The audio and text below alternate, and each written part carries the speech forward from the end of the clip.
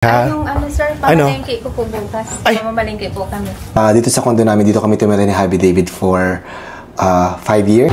Tumira dito Sobra Cafe. Alam ko kay David Licao po. So, eto na nga mga Hobby Bees. It's a brand new day and wala ngayon si Happy David. Nasa CDO siya. Umuwi siya kasi namimiss na niya si Mama B, si Mama Malu, and may mga asikasuhin siya sa CDO. Ako naman is magiging busy sa office. I'm going to work today. And si Lindy nandito ngayon.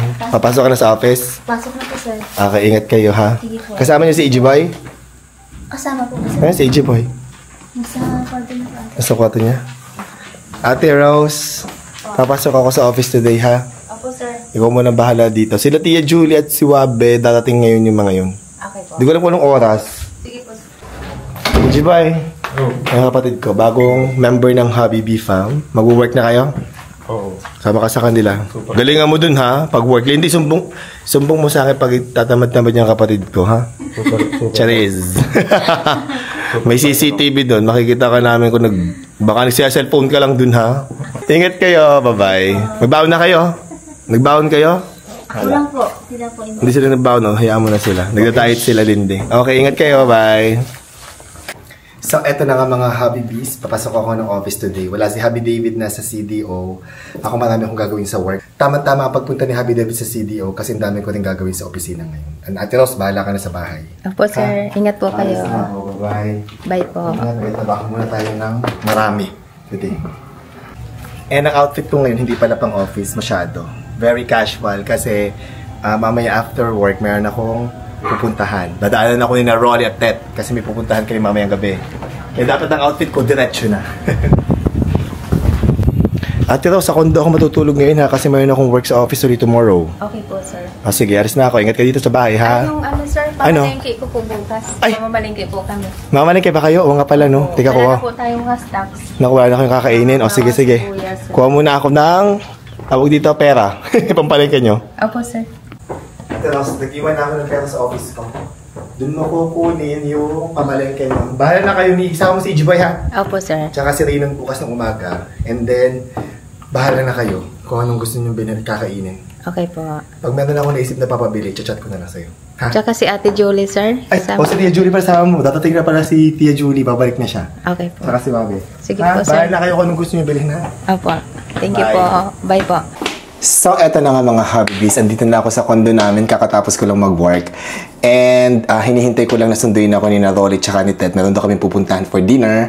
Bukas na sa office na naman ako. Kaya I decided na dito na lang muna mag-stay sa condo namin. And dito sa condo namin, dito kami tumira ni Happy David for 5 years. I think for more than 5 years before kami pumunta ng Quezon. Tapos ngayon sa bahay namin. So, maraming mga memories sa condo na to. Wala pang nakatira dito. Iniisip ko na paupahan ulit. Pinaupahan ko na to before. Pero ngayon, hindi ko muna pinaupahan kasi nga nagagamit ko kapag marami akong times na pumupunta ng office namin. Pero ngayon, iniisip ko, baka siguro paupahan ko na ulit. Baka may gustong umupa dyan. Char. So, ito yung itsura ng aming condo. Sira na yung aming sofa. Kailangan ko ng paltan yan. Kailangan kong i-dispose yung sofa namin. Baka naman may gusto, pick upin na lang dito. Choice. Yan, meron kami dito ng TV, may ref. Wala nang gamit dito guys kasi hindi na kami tumitira dito. Madalang lang pumunta dito. And may 1 bedroom. Ayan, ang kalat pa. Hindi pa naaayos. And mayroon ding balcony. Tapos, kita mo dito yung Laguna Lake, I think. Yan. So, ito yung itsura. Simple lang yung condo namin. Ang tagal namin tumira dito ni Happy David. Tapos pala may restroom din dito, syempre. Yung restroom niya, simple lang. Yan, meron siyang toilet and bowl, may washing machine. Grabe yung washing machine namin. Ano yan, I think 12 years na yan, o 13 years. Okay pa rin siya, in fairness, gumagana pa rin. At meron din shower area. Yan. Maliit lang siya, guys. So, dito na ako ngayon sa car at nandito na kami. Saan to, Dolly? Opus. Anong pangalan nitong mall? Opus Mall. Opus Mall. Yan, kasama namin si PBB Ben. At saka si Tet nandun na sa loob ng mall. Kami na lang ang hinihintay para mag-dinner. Tumira dito Sobra Cafe. Alam ko kay David Licao po yan. Hello?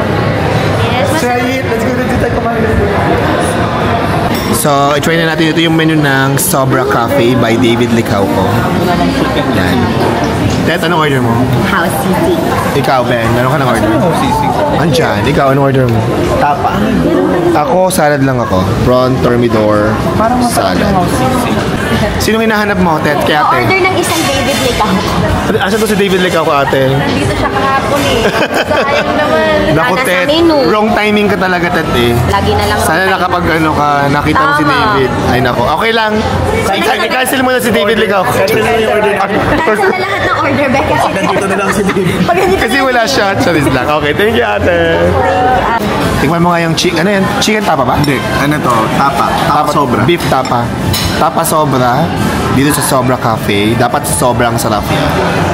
Sobrang sarap. Ano? Sobrang. Napanindigan? Ang lambot ng beef sobra. Ano? Kamusta ang sisig? Sarap. Sobrang sarap din? Sobrang sarap?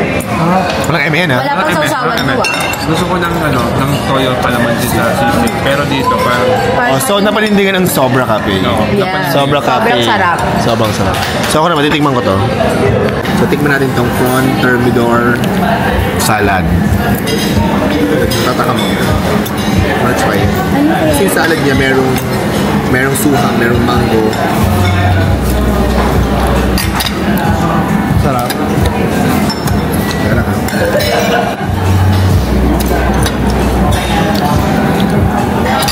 Sarap. Super sarap to. Itong shrimp. Super yummy. So, napanindigan ang sobra. Sobrang sarap. Sobra kami. Good job, David Licauco.